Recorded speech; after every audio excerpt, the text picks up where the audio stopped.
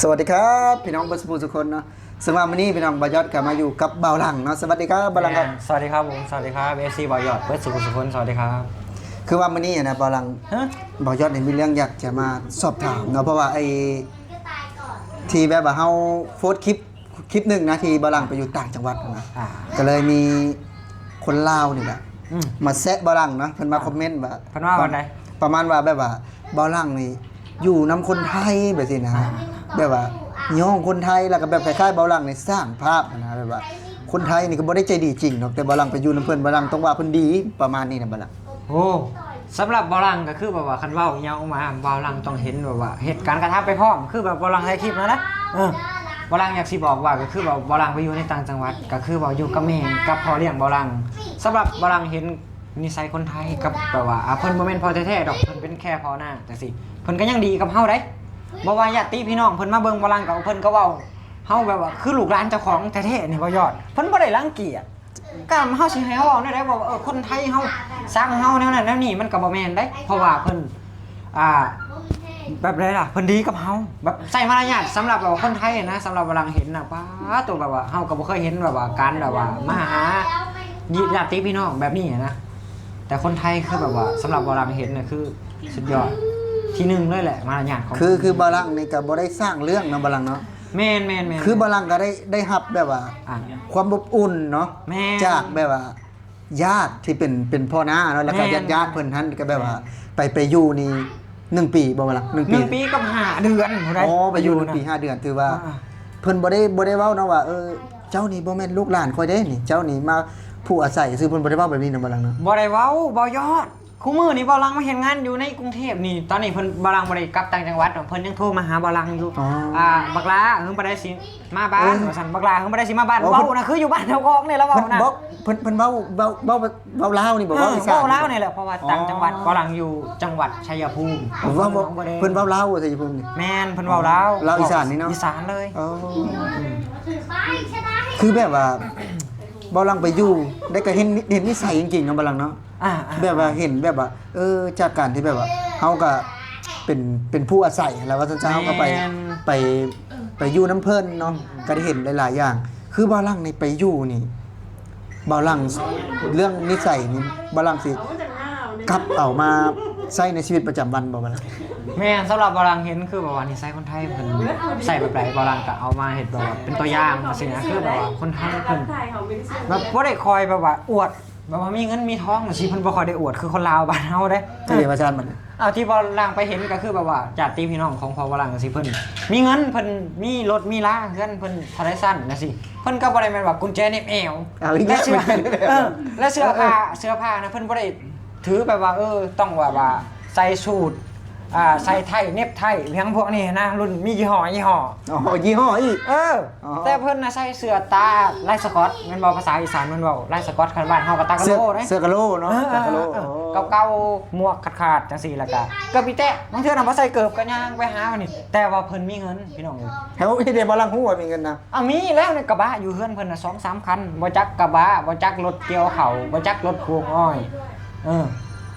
คันมีรถกระบะนี่ถือว่ามีเงินบ้านเฮาเนาะโยคันบ้านเฮาน่ะมีแค่รถกระบะคันเดียวนี่เพิ่นก็ว่ารวยแล้วบ่ยอดบางเทื่อนั้นนิบเอลซื่อๆนั่นจักกุญแจรถยังก็ว่ารวยแล้วบ้านเฮามันคือแนวนั้นบ้านเฮาน่ะมันบ่ได้คือกันเด้คือถ้าหากว่าบ้านเฮานี่1แล้วคันมีเงินนี่ต้องมีกระแจเน็บแอลอีกโยมันก็ประมาณนั้นแล้วเฮ็ดไปได้นี่เอาสมมุติว่าเน็บแอลเน็บประมาณใดเอาเน็บแอลก็ประมาณนี้แหละนี่ทุกคนต้องเอามาทั้งหน้าเด้อทุกคนเสื้อนี่ต้องเน็บในเสื้อนี่เน็บในแล้วก็มันสิมีหูส่งดอกเน็บกรึ๊บมีกุญแจที่สมมุติว่าเบาล่างนี่เอามีรถนี่บาลังสิเน็บบ่บาลังสิเน็บก็ว่าบอลังบ่เคยได้จักเทื่อบอลังก็คิดอยากเน็บอยู่นะแต่ว่ามาเห็นนิสัยคนไทยเพิ่นแบบว่าการใช้ชีวิตของเพิ่นบ่เน็บบอลังก็สิเอาเพิ่นเป็นแบบอย่างสิเฮามีเอาสมมุติว่าเมื่อบ้านเฮานี่คันผู้ใดบ่เน็บเนี่ยเอาเพิ่นสิบ่ได้ฮ้องว่าคนมีเงินนี่แบบว่าบ่เน็บโยเพิ่นบ่ฮ้องแล้วเนาะคันผู้สาวนี่คือผู้สาวนี่เอาคือสาวพุ่นนี่เอาสมมุติว่าถ้าหากว่าแบบว่าเพิ่นเห็นนี่บ่ยอดเน็บแอวนี่เพิ่นว่าบ่ยอดมีเงินเด้บ่ยอดเน็บแอวเด้บ่ว่าจังซั่นเด้กุญแจโซ่น่ะแม่สมมุติเมื่อบ้านบ่ลังนี่บ่ลังสิเน็บบ่เน็บบ่เน็บอยากเน็บหน่อยนึงอยู่แต่ว่าจังได๋ล่ะมาเบิ่งค คนไทยเพิ่นมีเงินเพิ่นรวยขนาดไหนเพิ่นก็ยังบ่ได้บอกมาอวดมานี่กุญแจน่ะเพิ่นบ่ได้เน็บ บ้านเฮาเป็นนั่นจังเน็บเอา สำหรับบาลังคิดว่าคนลาวคือว่าคือแบบว่าคนบ้านเฮานะซะเน็บก็พอหยังเพราะว่าเพิ่นมักอวดมีแล้วบอกว่าอยากอวดอยากหยังอยากโซ่นะว่าเจ้าของมีนี่ว่ามีนี่บางเทื่อน่ะรถก็บ่ได้รู้ได้หยังดอกอะข้างห้างแต่อยากเน็บเอวมันมีได้แบบนั้นนะ คำคือรถกระบะรถอย่างนี้ถือว่ารถหรูแล้วบ้านเฮาเนาะ โอ้ยบ้านเฮานี่เขาเอารถใหญ่ อ๋อรถใหญ่ อันดับแรกคือรถใหญ่จังแม่นรถยังรถห้างยังรถใหญ่ รถใหญ่หมด บ้านนี้ บ้านวลังคือกัน มีรถใหญ่ครับวาย ผู้นั้นชื่อรถใหญ่มาได้คัน รถอีหยังรถใหญ่เนาะ รถใหญ่จักแม่นรถอีหยังแหละรถใหญ่ บ่ หมด บ้านหลังคันบ่จะมีรถใหญ่มันก็คนไทยมันก็ห้องรถ10ล้อรถ12ล้อรถแกบรรทุกใหญ่ไปแล้วรถ พุ่นแล้วเขาก็กระบะ คนไทยเขาซีห้องแบบชัดเจน10ล้อกับ10ล้อ 10ล้อกับ10ล้อกระบะกับรถกระบะเป็นว่ารถตู้กับรถตู้ไปสิเพิ่นแบบนี้ได้เพิ่นห้องบ่ได้รวมเบิดเมารวมบ่ใหญ่คือใหญ่หมด เห็นว่าบ้านเฮาตายเข้าใจบ่ตายเวลาเขาเอาข่าวอย่างเงี้ยคือว่า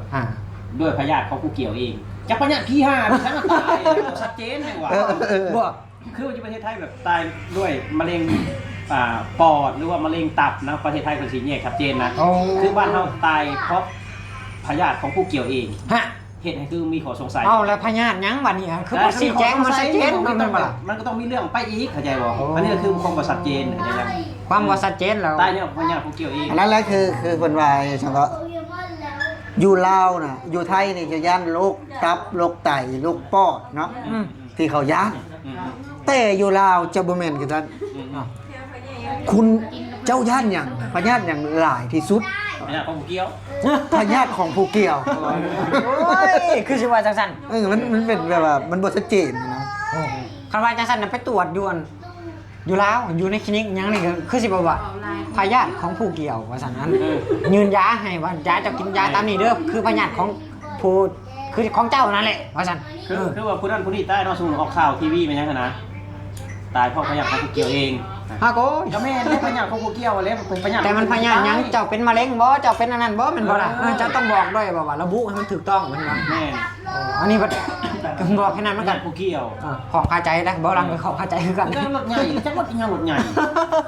เมารวมรถใหญ่ก็ได้มันหลายอย่างบ่แบบคนบ่มีความรู้ว่าไงซะว่าแบบคนบ่มีความรู้รถใหญ่เงี้ยรถใหญ่แปลว่ารถคันโตๆเนาะรถคันใหญ่อ่ะรถคันใหญ่ก็คือ10ล้อบ่ได้ก็อยู่ไทยเนาะ10ล้อ10ล้อเนาะรถกระบะไม่ใช่คืออีรถใหญ่ได้รถใหญ่แก้ไปเรื่อยบ่สิเว้าก็รถได้ว่าอัน นั่นได้ผู้นั้นมีรถใหญ่เด้อ้าวกูใจเน็บเอวนั่นรถใหญ่ได้ป่ะอ้าวมันจะเน็บซื่อๆก็ยังว่าอยู่บ้านเฮาข้อแตกต่างมันก็หลายน่ะสิบ่คือกันเปรียบเทียบตัวอย่างก็คือบัตรประชาชนเนี่ยบ้านเฮาน่ะเห็นบ่น่ะจนตาย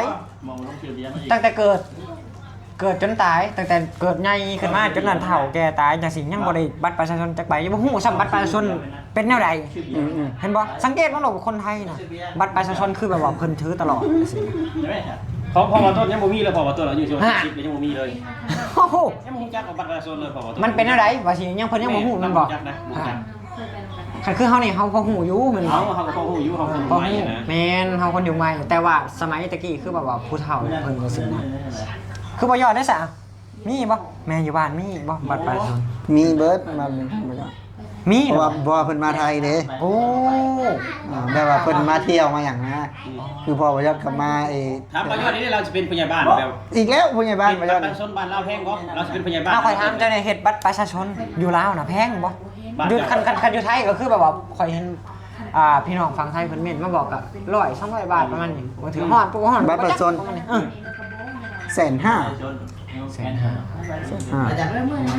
ประมาณ200กว่า200 ประมาณนี้บัตรประชาชนนะมาเฮ็ดในเมืองไปได้โดนบ่ครับถ้าด่วนก็คือ200,000มีด่วนอีกมีด่วนสัมพันธ์สปอร์ตแล้วบัดคืออยู่ประเทศไทยน่ะคุณสามารถไปทำได้ทุกอำเภอที่คุณอยู่ใกล้โอ้เจ้าอยู่อำเภอนี่จะไปเฮ็ดได้สมมุติว่าต้นเกิดที่เชียงใหม่เนาะมาต้นอยู่นนทบุรีมาต้นสามารถไปทำที่อำเภอได้ที่นนทบุรีได้บ่แม่นสิไปกลับเชียงใหม่บ่ได้บ่แม่นใดอ้าวเฮ เฮาเป็นคนจังหวัดอื่นเฮามาอยู่อำเภอนี่เฮาไปเฮ็ดอยู่อำเภอนี่ได้บ่ แม่น เพิ่นคือว่าจังซั่นวะ ระบบเพิ่นลิงก์กัน ระบบประเทศไทยคืออำนวยความสะดวกสบายระบบลิงก์กัน สมมติว่าคือบ้านบ่ยอดเนาะคือบ่ต้นกับไปอยู่หั่นบ่ อืม ถ้าหากว่าบ่ต้นสิอันนั้นก็บ่ต้นสิไปเฮ็ดเนาะบ่ต้นต้องไม่ได้มาปั๊มกับผู้ใหญ่บ้านอยู่ผู้ใดอยู่สวรรค์เขตผู้ใด โอ้ โอ้ ทำไปยังอีก กับผู้ใหญ่บ้านเด้อจะกะตา อยู่บ้านเจ้าของนั่นบ่อยู่บ้านเจ้าของหรือว่า ก็ไปต้องไปปั๊ม นี่มันก็ย้อนมาถึงใบเกิดคือใบเกิดดูซาบตัวถึงใบเกิดใบเกิดมันเข้าระบบแล้ว เวลาเขาเซ็นบัตรประชาชนมันก็ง่ายเพราะว่ามันอยู่ในระบบใบเกิดเป็นลูกผู้ใดเป็นชื่อพ่อจะได้ชื่อแม่จังใดเกิดอยู่บ้านเลขที่เท่าไหร่นี่อันนี้คือความสะดวกสบายของประเทศไทยคือบ้านเฮาก่อนเซ็นบัตรประชาชนก็ต้องไปเซ็นผู้ใหญ่บ้านอีก เซ็นผู้ใหญ่บ้าน เซ็นผู้ใหญ่บ้านอีก แม่ สมมติว่าเฮามาอยู่นครหลวงเวียงจันทน์เฮาไปเซ็นผู้ใหญ่บ้านอยู่ปากเซอีก พูดแหละ คือมันบ่มีความสะดวก พ่อ อืม แต่ว่าอยู่พี่นี่คือมันขึ้นในความของเพิ่นอยู่แล้ว คือว่าประเทศคืออยู่ประเทศไทยนะถ้าคุณเกิดที่จังหวัดเชียงใหม่ คุณไปอยู่ยะลา คุณก็ทำอยู่ที่จังหวัดยะลาได้เลย ฮะ บ่ได้ให้มากับแบบว่าภูมิลำเนาเจ้าของ กับภูมิลำเนาเจ้าของ เฮาดิมันก็ดีแหละแนวนี้มันก็จึงบ่ได้แบบว่าเสียค่าใช้จ่ายหลายแม่นบ่แล้วมันก็สะดวกสบายในการแบบว่าใช้ชีวิตกันนะทำงานเฮาแบบสิมันบ่ได้เสียงานเสียการแม่นบ่ล่ะบ่ล่ะคิดว่าดีนะทุกคน จังกันทีเลย 11 นาทีครับตอนนี้ครับ คลิปนี้ก็ถือว่าบ่ยอดทีแรกบ่ยอดเราจะถามเรื่องไอ้บ่ลังเนาะก็สิถามเรื่องบ่ลังไปอยู่ต่างจังหวัดพอทีนี้ก็เว้าไปเว้ามาพี่น้องคลิปนี้ก็ถือว่า อยากออกไปหลายแนวมากๆเนาะถ้าหากว่าผู้ใดที่เข้ามาเบิ่งเนาะแล้วบ่สบายใจก็ขอโทษขออภัยนะพี่น้องเนาะเพราะว่าคือทีแรกว่าจะสัมภาษณ์บ่ลังนะแต่มีเรื่องบัตรประชาชนมีหลายอย่างที่ว่า มีหลายอย่างอยู่ แต่ก็บ่ได้ยาวนะแต่บ่ได้ยาวแต่มื้อนี้อาจจะพูดคุยถึงแบบว่ามันออกไปหลายเรื่องอะนะมันออกไปหลายเรื่องพูดกับขอโทษขออภัยเนาะ FC ทุกคนก็สำหรับคลิปนี้เนาะบ่ยอดก็จะขอลาไปเพียงเท่านี้เนาะสวัสดีครับ สวัสดีครับผม สวัสดีครับ FC บ่ยอด